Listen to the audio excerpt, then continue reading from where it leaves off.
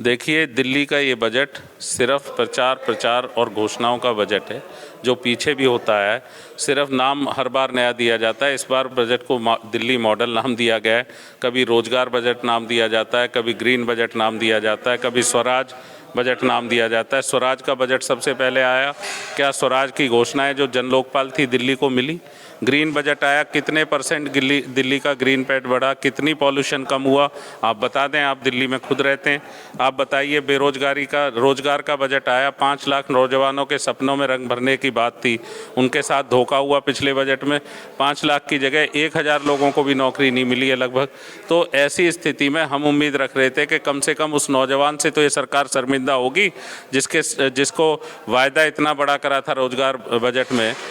उनको अगर रोजगार नहीं दे पाए तो बाहर जो घोषणाएं करते हैं बेरोजगारी भत्ता देने की, योग्य नौजवानों को वो बेरोजगारी भत्ता मिलेगा। दिल्ली के नौजवान का क्या कसूर है? दिल्ली की सरकार क्यों नहीं दे रही है बेरोजगारी भत्ता? अगर आप वायदा तो बहुत करते हैं, तो आपने हर बार नया नाम देकर ये कोशिश की है कि भ्रमित करो लोगों को, प्रचार करो अब के साहब ये बजट आया है। बजट तो आया है। जब बजट स्वास्थ्य के लिए आना चाहिए था, जब स्वास्थ्य पे ध्यान देना चाहिए था, उस समय तो दिल्ली में आबकारी नीति बन रही थी बिहाइंड द कर्टन। लोग जब यहाँ कोरोना में जान गंवा रहे थे, हम बहुत सारे बड़े स्तर पे लगभग हर दिल्ली वासी, इतना बदनसीब शहर रहा दुनिया का कि जिसमें सबसे ज़्यादा झेला। किसी न किसी का परिजन, दोस्त, मित्र, नातेदार, रिश्तेदार सबने खोए। इतनी तकलीफ में जब दिल्ली थी तो आप बना रहे थे दिल्ली की भ्रष्टाचारी आबकारी नीति, गली गली शराब, मोहल्ले मोहल्ले शराब पहुंचाने की, जिसके लिए आप कहते थे मोहल्ला समितियों से पूछेंगे। आपने दिल्ली को बजट तो बहुत बार नए नाम के साथ दिए हैं। अगर नाम से ही काम होता है तो दिल्ली का नाम आप पेरिस विश्व स्तरीय या लंदन रख दो भाई, फिर तो ज़रूरत ही नहीं है काम की।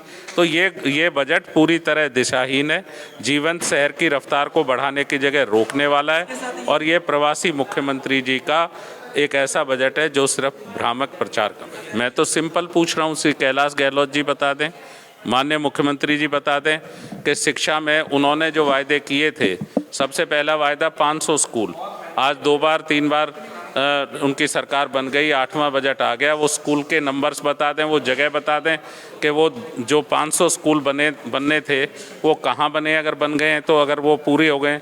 20 नए कॉलेज 5 साल में नए बनने थे तो अब तो 40 हो गए। एक भी कॉलेज बता दें जो बन गया हो या निर्माणाधीन हो। एक नया हॉस्पिटल बना दें। दिल्ली में जब कांग्रेस गई थी 2013-14 में तो 38 हॉस्पिटल थे, आज भी दिल्ली में 38 हॉस्पिटल हैं। हमने 14 नए हॉस्पिटल बनाए थे 15 साल में। हमने 6 नई यूनिवर्सिटी बताई थी, आप बता दें वो यूनिवर्सिटी एक भी बनाई है और कहाँ बनाई है। तो हम तो ये जानना चाहते हैं, अगर उन्होंने डिलीवर कर दिया है तो सिर्फ श्रीमान जी आप बता दें, हम ही आपका प्रचार करेंगे। भाई बहुत अच्छी सरकार, देखो इन्होंने सारे वायदे पूरे कर दिए, लेकिन इनमें से एक भी चीज़ नहीं हुई है। आपने पिछली बार रोजगार बजट दिया, बता दो कितने नौजवानों को आपने रोजगार दिया। तो हम तो आपकी हर घोषणा का सिर्फ सत्य जानना चाहते हैं। अगर ऐसा है तो आप भेज दो लिख के, आप हमें दिखा दो, हम मान जाएंगे कि आपने काम करा है। तो ये तो असत्य के घोषणाएं हैं, वायदे हैं, खोखले वायदे हैं, झूठा प्रचार है और इसको हम कोई मायना नहीं देते। हम ये मानते हैं कि ये दिशाहीन बजट है।